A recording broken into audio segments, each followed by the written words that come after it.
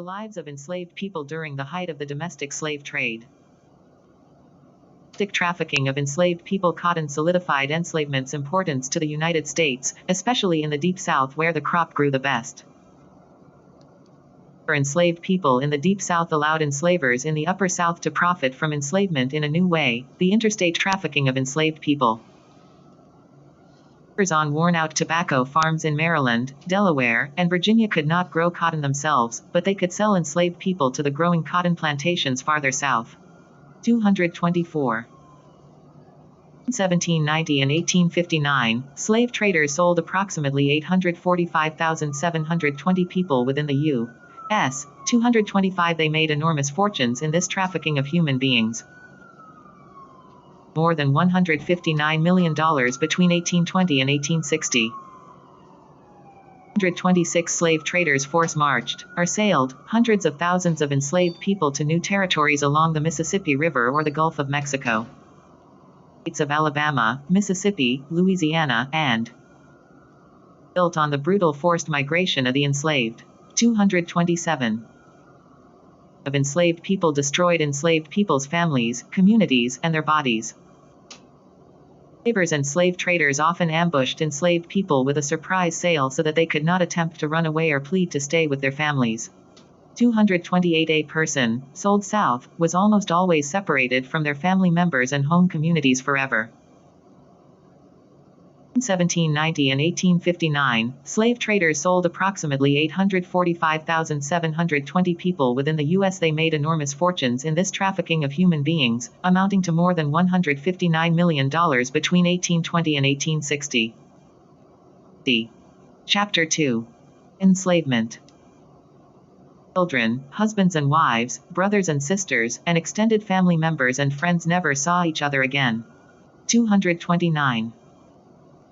Of the grief and mental and emotional trauma of family separation came physical violence. Traffickers usually chained the hands and feet of enslaved people and then chained several individuals together in a line. Traffickers force-marched their captives by gunpoint to the next place of sale. 30.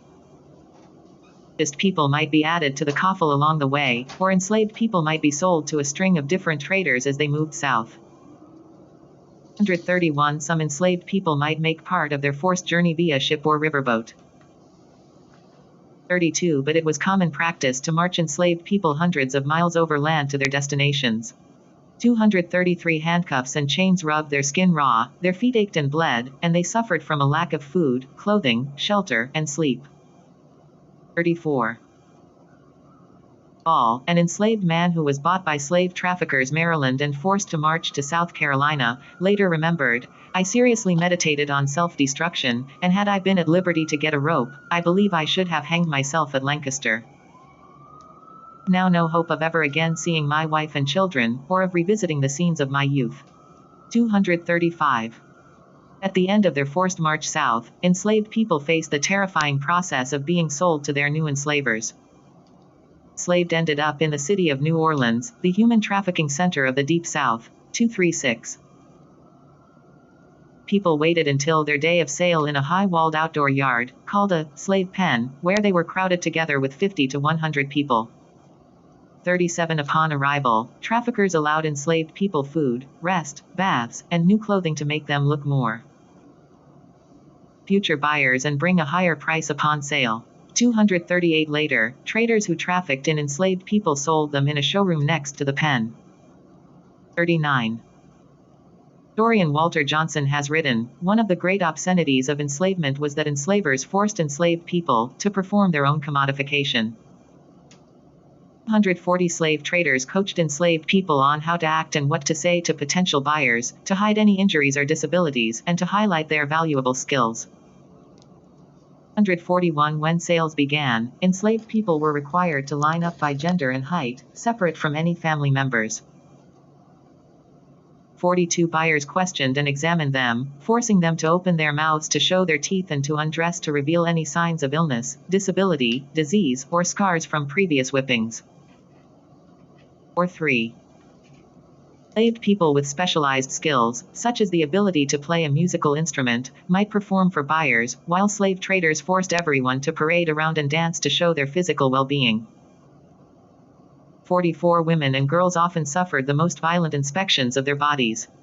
Buyers took them behind closed doors, stripped them naked, and forcibly examined their breasts and genitals to see if they would be good breeders and were free of sexually transmitted infections.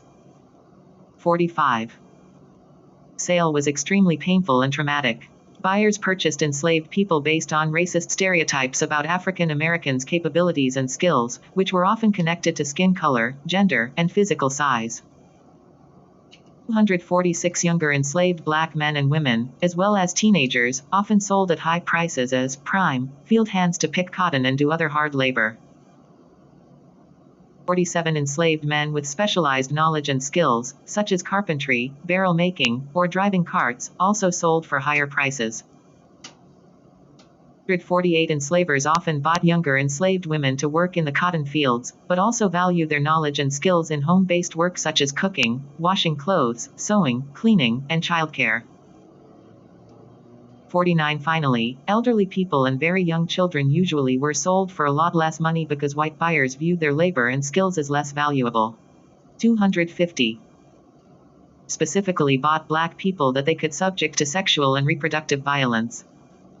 51 The buyers specifically bought black people that they could subject to sexual and reproductive violence.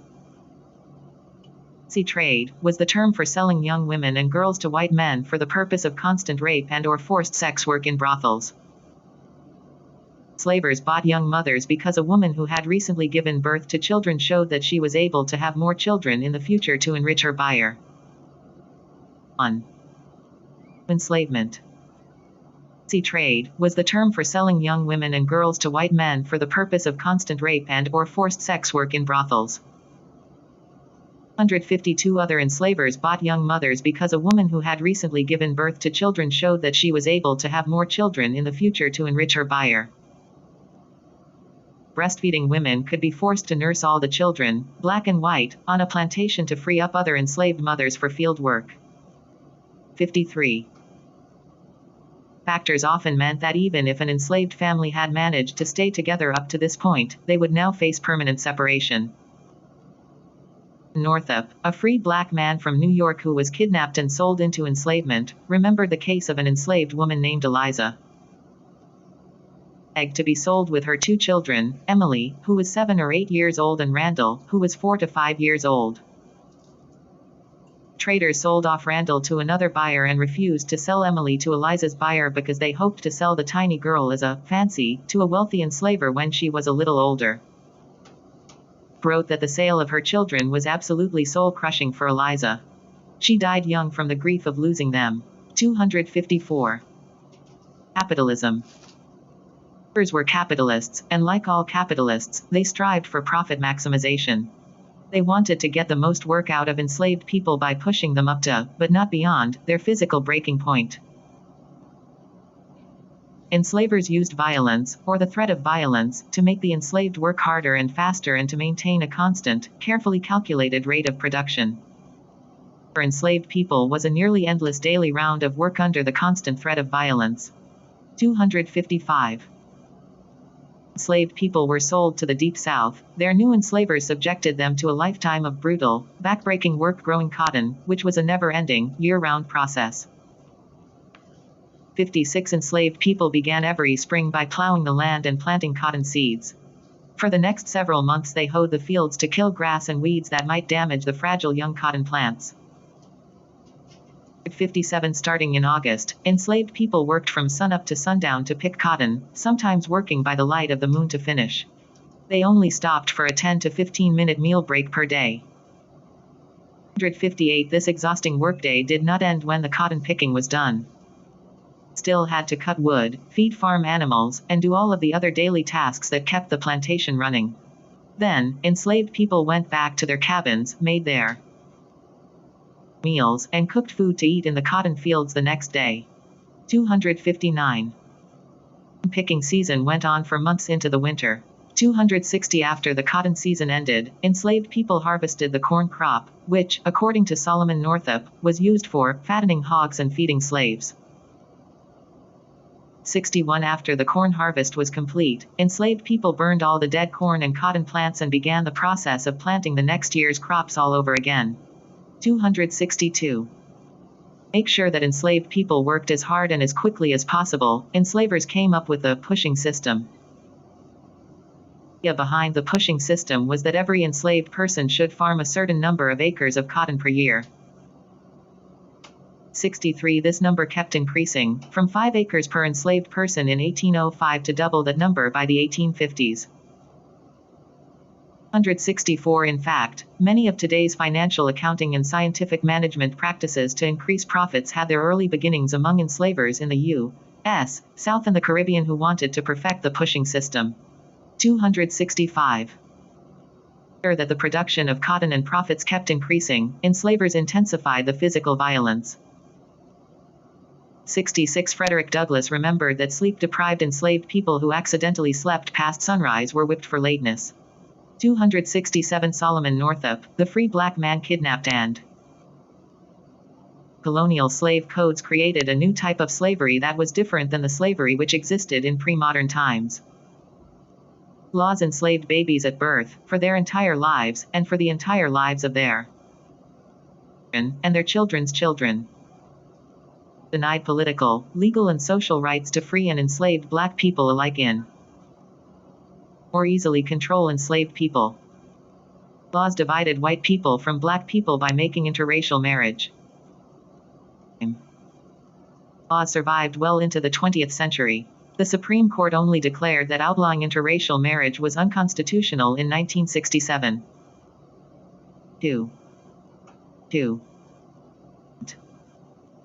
Into enslavement in Louisiana, remembered that enslavers followed enslaved people into the fields on horseback and whipped them if they stopped work or behind. 268 He also remembered that each adult was responsible for picking 200 pounds of cotton per day and that those who did not pick enough got whipped.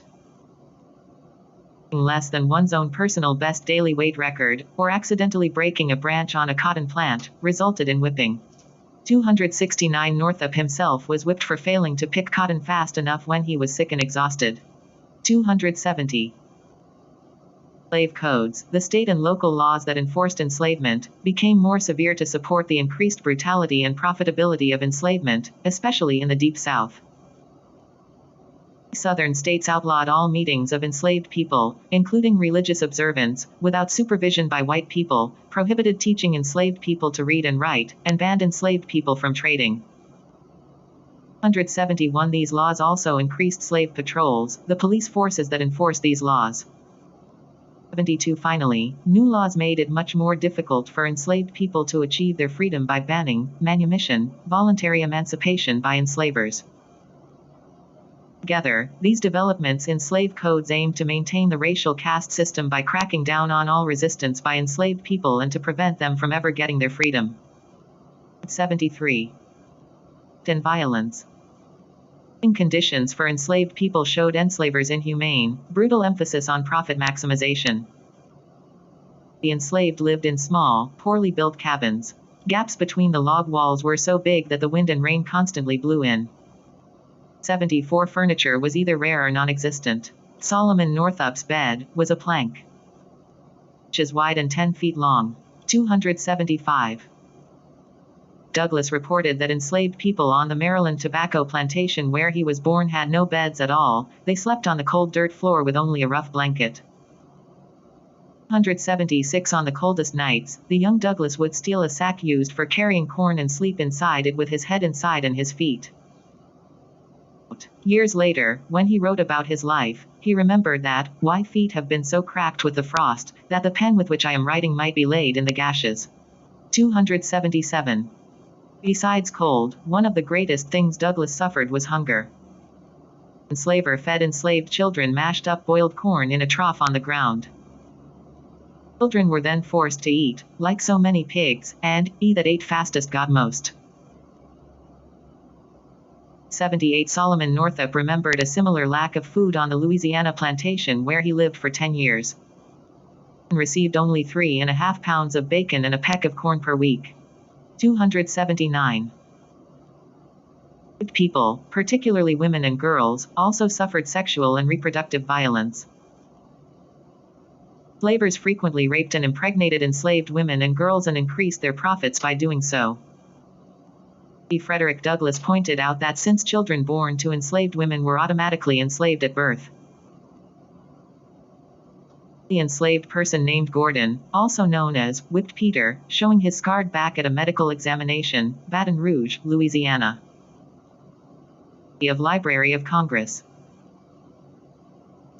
Slavers also forced sexual intercourse between enslaved people, an act historian Dana Ramey Berry has called third-party rape, so that they could breed more children to make more money.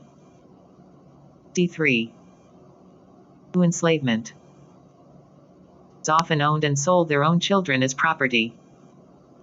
181. Additionally, Douglass remembered that white women often harassed enslaved victims of rape and their mixed-race children by insisting on their sale or punishing them even more cruelly than other enslaved people. 282.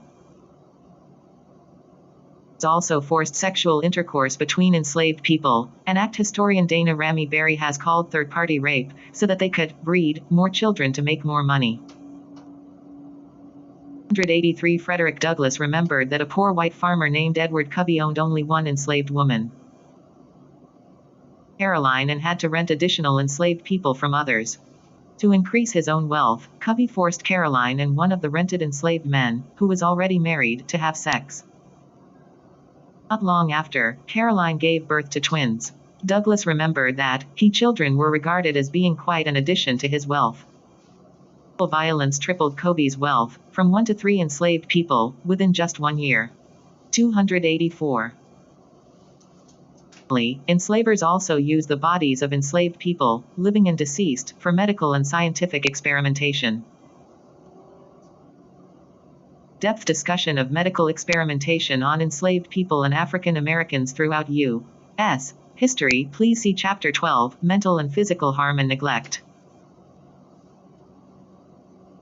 Enslaved communities and cultures, resilience, resistance, and rebellion. Enslaved people of African descent defied enslavers' efforts to dehumanize them by creating resilient families and communities, vibrant cultures, and distinctive religious and intellectual traditions. Family ties, community ties, cultural practices, and religious traditions ensured African American survival. Foundation of Black resistance to enslavement and the struggle for human rights both before emancipation and long afterward. Life was the building block of enslaved life in the American South. 185. Although enslaved families were always in danger of being broken apart by sale, enslaved people built strong extended family ties and fought to preserve these relationships. These 6 husbands and wives struggled to have enslavers recognize their marriage ties by claiming their right to live together in their own private cabins, or to visit spouses who lived on different plantations. 187. Enslaved parents chose their children's to honor their own family ties, not according to the will of their enslavers, and frequently named children after grandparents, aunts, uncles, and cousins. 188. Enslaved people often chose their own last names, even if enslavers refused to recognize them, and they passed down their skills to their children. 289. Enslaved also rebelled against the sale of their family members, sometimes by fleeing to see their relatives on distant plantations. 90. People built close communities bound together by blood, marriage, and adoptive family ties. Larger plantations, multiple extended family groups lived in the same slave quarters and were often linked to each other through marriages or adoptive kin relations. 91. For instance, Frederick Douglass remembered that the enslaved children on the Maryland plantation where he was born referred to older enslaved men as their uncles, both their respect for their elders and the close family-like relationships that grew between community members unrelated by blood. 92. These close ties can best be seen in cases of young enslaved children orphaned by the sale or death of their parents. Extended family members and non-kin alike frequently raise these children along with their own children. 93. families and communities ensured that cultural practices, language, and oral histories were passed down to the next generation. Slave quarters, the clusters of cabins where the enslaved lived, were often distant from the big house of the enslavers and allowed the enslaved some privacy to pray, dance, sing, tell stories, rest, and tend to their homes. 94 The lively cultural spaces that enslaved people created for themselves allowed for the persistence of elements of African language, music, medicine, and storytelling in African American culture across generations. 295 Religious life was often the heart of family and community experience for enslaved people, creating spaces for freedom of expression, cultural resilience, and resistance. People who were stolen from Africa continued the spiritual practices of their homelands, whether indigenous West African religions or Islam. 296 Over time, enslaved communities fused elements of family life was the building block of enslaved life in the American South. Enslaved families were always in danger of being broken apart by sale. Enslaved people built strong extended family ties and fought to preserve these relationships. 4. Chapter 2. Enslavement. African religious practice, including song, dance, call and response, and healing practices, with Protestant Christianity. 97 They created a distinctive American religious culture that taught a message of liberation, a gospel of freedom.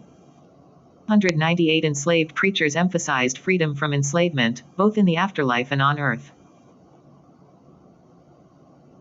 Based on biblical liberation stories, such as Moses leading the Israelites out of bondage in Egypt, as well as stories that emphasize the power of the weak to defeat the mighty, such as David and Goliath. 299 Tried to suppress this religious expression by prohibiting religious gatherings or by emphasizing parts of the Bible that said that servants should obey their masters. Still, enslaved people resisted these efforts by meeting in secret to worship. 101 Is a formerly enslaved woman named Alice Sewell remembered, "We used to slip off in the woods in the old slave days on Sunday evening way down in the swamps to sing and pray to our own liking. Prayed for this day of freedom. Come from 4 and 5 miles to pray together to God that if we didn't live to see it, to please let our children live to see a better day and be free." 2. Alice Sewell's memory shows, religious and community life became a foundation for enslaved people's resistance to the brutal and dehumanizing conditions of their enslavement. Religious and community ties catalyzed outright rebellions against enslavement. Alleged Denmark-Vesey conspiracy in Charleston, South Carolina in 1822, and the Nat Turner Rebellion in Southampton County, Virginia in 1831, developed among communities of free and enslaved African Americans who believed strongly in the gospel of freedom. 3 Most often, though, enslaved communities, cultures, and spiritual beliefs made possible smaller forms of everyday resistance that pushed back against the relentless work and violence of enslavement. Enslaved people slowed down work, broke tools, or temporarily escaped to avoid abuse or brutal working conditions. 4 Everyday resistance forced enslavers to recognize enslaved people's humanity and show their deep longings to be free. Ultimately, enslaved people in the United States created a distinctive American black culture that was different from ancestral African cultures, white European cultures, or African diaspora cultures elsewhere in the world. African American artistic expression, especially music and dance, literary and linguistic styles, and culinary innovations, among many other practices, would shape mainstream American culture across centuries. Discussion of African American cultural and artistic impact on the United States. See Chapter 9, Control over Spiritual, Creative and Cultural Life.